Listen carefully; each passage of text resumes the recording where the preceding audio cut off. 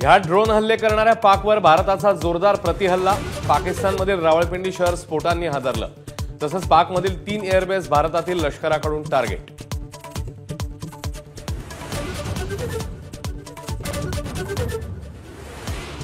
पाकिस्तानचं संपूर्ण हवाई क्षेत्र दुपारी 12 वाजेपर्यंत बंद। पाकिस्तान विमानतळ प्राधिकरणाची घोषणा। एअरबेसवरील हल्ल्यानंतर पाककडून खबरदारी।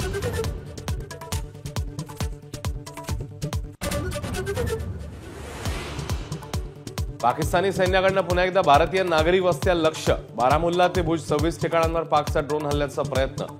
भारताच्या S-400 ने पाकचे सर्व ड्रोन हल्ले परतवून लावले।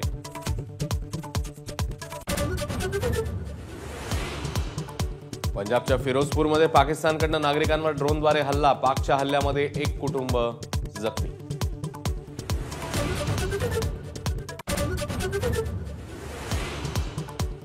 श्रीनगर विमानतळाजवळ पाकिस्तानकडून हल्ल्याचा प्रयत्न। प्रवाशांना सुरक्षित स्थळी हलवलं।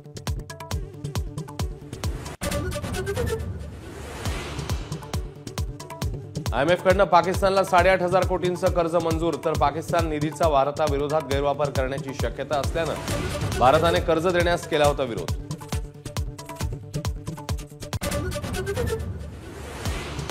तिन्ही सैन्य दलाच्या प्रमुखांसोबत पंतप्रधान मोदींची बैठक। राष्ट्रीय सुरक्षा सल्लागार अजित डोवालही उपस्थित।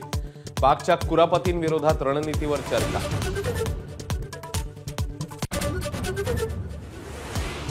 पाकिस्तानकडून भारतावर हल्ल्यासाठी तुर्की बनावटीच्या 300 ते 400 ड्रोनचा वापर। सर्व ड्रोनचा हवेतल्या हवेत खात्मा। परराष्ट्र मंत्रालयाच्या पत्रकार परिषदेतली माहिती।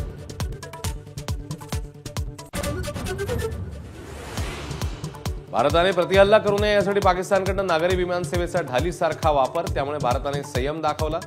भारतानं पुराव्यासकट पाकिस्तानला उघडं पाडलं।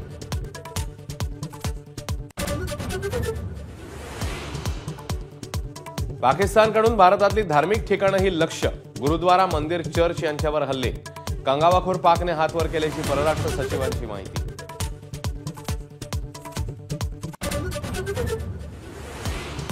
देशातील 32 विमानतळांवरील उड्डाणं 15 मे पर्यंत बंद राहणार। भारत पाक तणावाच्या पार्श्वभूमीवर केंद्र सरकारचा मोठा निर्णय।